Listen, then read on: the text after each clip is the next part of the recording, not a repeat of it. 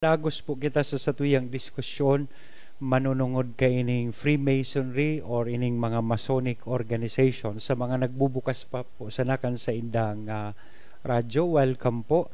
Yaon po kita digdi sa programang Serbisyong Legal. Kaibahan po nindo ako si Father Attorney Neil Jose C.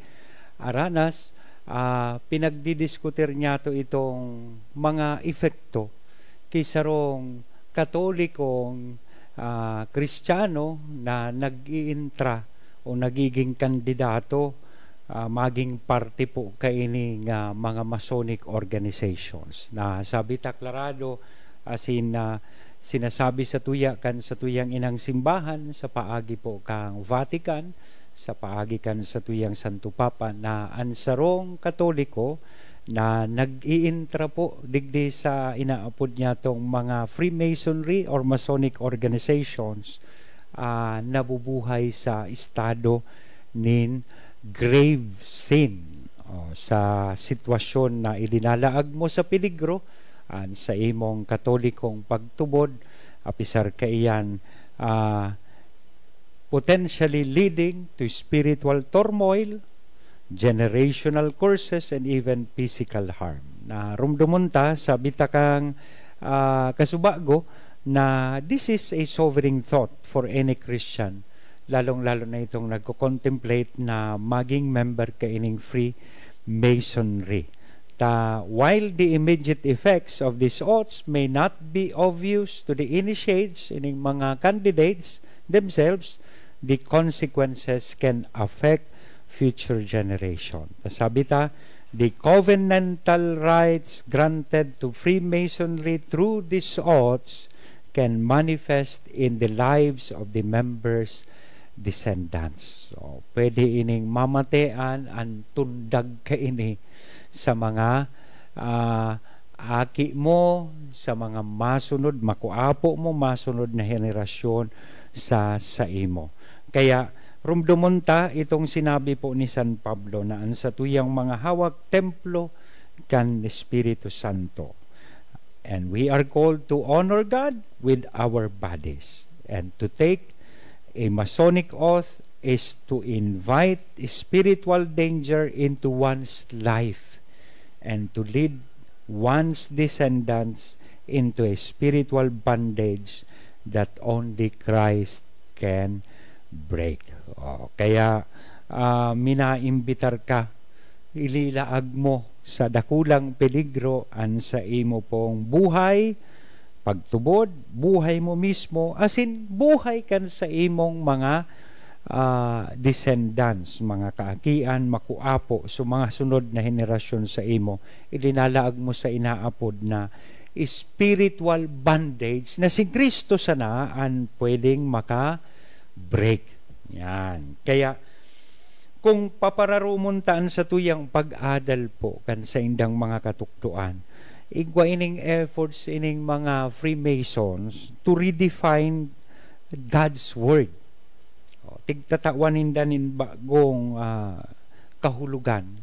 Didiscredit so dakulang kayamanan, dakulang halaga kan tataramo nin Diyos na nasusurat mismo sa Biblia. Kaya sabi kaiyan, a critical issue with Freemasonry is its treatment of sacred text, particularly the Bible. During the initiation, during duman sa inaapod niya tong several stages or degree kang sa imong membership, magpuon duman sa inaapod ta pong entered apprentice degree, through fellow craft degree, hanggang duman sa master mason degree. During sa initiation stage pang sa ini, the candidate is led to a Masonic altar where a Bible is placed. Igwasintan tiga apod na Masonic altar. But the Bible is not revered as the Word of God. Iyo nga ni nakalaag sa Biblia, duman sa part kang sa indang pag-take kang oath. Itong mga pinagsaysay niya to kang nakaaging Sabado, asin mo niya na Sabado, na sinda nagigibonin oath na mismong ang language medyo may diferensya na kontra na sa katukduan kan the content itself of the oath. Sabi ta, kontra na sa Catholic teachings and teachings of Christ Himself. Digdi, may Biblia duman sa Masonic altar, but the Bible is not revered as the Word of God. Instead, the Masonic symbols. So, nakahiling na kamukan mga symbols kay ini. Masonic symbols of the square and compass rest on the top of the Bible. Napatungan sa Biblia kaining mga Masonic symbols of square and compass. The Masons claim, sabi ninda, that the square and compass, iyan na symbols, Masonic symbols, these Masonic symbols are the great lights. Iyon ang liwanag. Ibig sabihin, bako si Kristo, bako ang Diyos, bako ining Biblia o ang tataramon ng Diyos, kundi ini mismong Masonic symbols of square and compass are the great lights by which Masons must walk and work. Digdisin da malakaw, asin inian sa inda dapat na efforts sa sintrabaho, effectively elevating symbols of Freemasonry above the Word of God. By the fact na sa Biblia, o napatungan kay mga Masonic symbols of square and ining inaapod niya tong compass, tigsasabi ninda na ining Masonic symbols are above the Word of God. For Masons, the Bible becomes a mere piece of furniture. Garisa na dekorasyon. Bako man talaga sa tataramo ng Diyos an sa indang pinanunumpaan. Gari dekorasyon sa naninda ini ay display for their symbols and not a source of divine truth. Ano nga iyan? Dekorasyon sana. Ibig sabihin, sa indang symbols, mas halangkaw, mas lamang kaysa tataramo ng Diyos. Na kung isipon ta po, the Bible itself, which the Christians or Christians hold to be the inspired Word of God, becomes subordinated to the Masonic ritual and dogma. The Masons, through their symbols and practices, implicitly teach that the scriptures must be reinterpreted. So they try to redefine the Word of God through the lens of Freemasonry.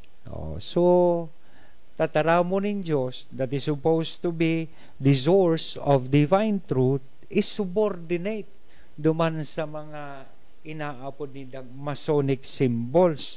And dahil po kaiyan, sasabi ninda na ang Biblia saro man sa nang display for their symbols a mere piece of furniture. Kaya sa mga practices ninda, sa paagi kan mga symbols na ini, they try to implicitly teach that the scriptures must be reinterpreted through the lens of Freemasonry. Ano man na nasusurat sa Biblia, interpretaron ini base sa saindang pagtubod, base sa saindang prinsipyo as in doktrina. As such, joining Freemasonry is a rejection of the authority of the Scripture. Pag nagbalik ka digdi, pinagre-reject mo ang otoridad kan banal na kasuratan na iyo ang source of divine truth, and it is a subtle denial of the true nature of God. Tandaan ta po iyan, mga katiwala. Kaya inianda ko laon pong imbitasyon as in challenge sa lambang saro sa tuya bilang mga Kristiyano na panindugan sa tuyang integridad. Day kita para balo-balo o balo-bagi na mag-intra sa siring na mga organisasyon. Kaya, in light of all these considerations, it is clear that Freemasonry is incompatible with Christian beliefs. Its rituals, its oaths and teachings are not simply misguided, but represent a deliberate pigtutuyong paghali, departure from the truth of Christ. Yan, talagang inisiblag bako tugma sa mismong katukduan kan